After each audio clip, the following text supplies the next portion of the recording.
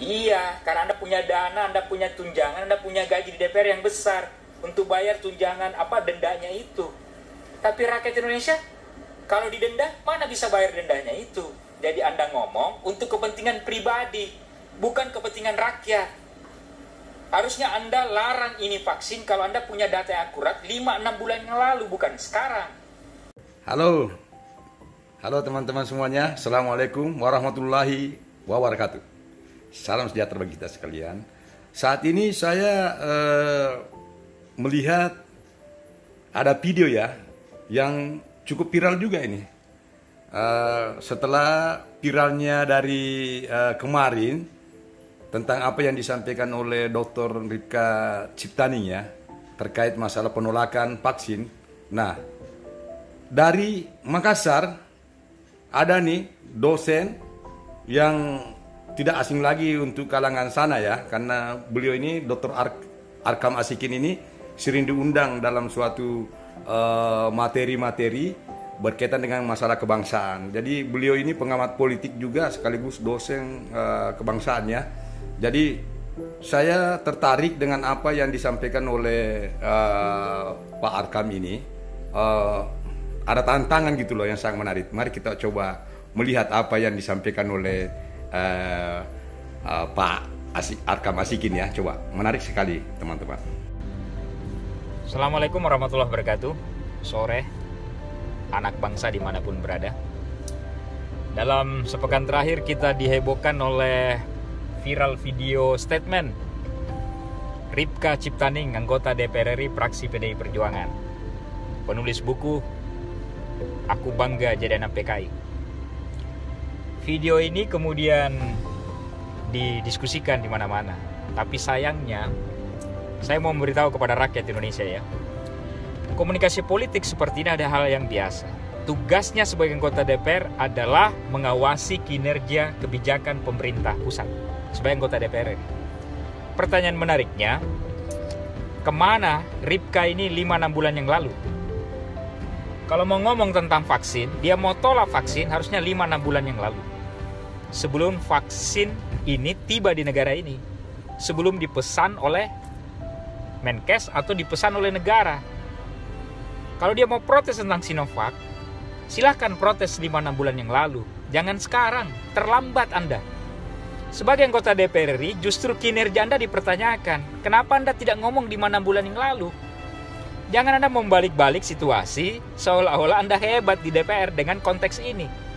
Ini kalau secara komunikasi politik gampang dicermati. Ini politisinya, oknum politisi ini lagi cari panggung. Setahun terakhir kita tidak tahu apa kinerjanya selama jadi anggota DPR di Komisi 9 di bidang kesehatan. Coba bukakan datanya. Atau begini Mbak Ripka, kalau Anda punya data, gentleman, silahkan buka tentang vaksin ini kepada rakyat Indonesia. Jangan sepotong-sepotong. Anda mengatakan Anda berani bayar denda karena tidak mau vaksin. Iya, karena Anda punya dana, Anda punya tunjangan, Anda punya gaji di DPR yang besar untuk bayar tunjangan dendanya itu. Tapi rakyat Indonesia, kalau didenda, mana bisa bayar dendanya itu? Jadi Anda ngomong untuk kepentingan pribadi, bukan kepentingan rakyat. Harusnya Anda larang ini vaksin kalau Anda punya data yang akurat 5-6 bulan yang lalu, bukan sekarang. Presiden, tokoh masyarakat, tokoh agama, tokoh pemuda sudah memperagakan. Sudah demonstratif suntikan vaksin. Anda kemudian tiba-tiba ngomong lagi beberapa hari terakhir, vaksin ini rongsokan. Betul-betul Anda cari panggung. Ingat, jabatan anggota DPR itu, ingat rakyat Indonesia, DPR itu adalah pejabat negara. Kalau dia pejabat negara, ini bukan kalimat orang-orang selentingan di luar DPR. Ini harus bertanggungjawabkan secara moral. Enak saja dia ngomong sebagai anggota DPR dan pejabat negara, kemudian ngomong sekarang tentang Sinovac adalah rongsokan, terus tidak mau divaksin. Ini nilai pejabat negaranya di mana ini orang?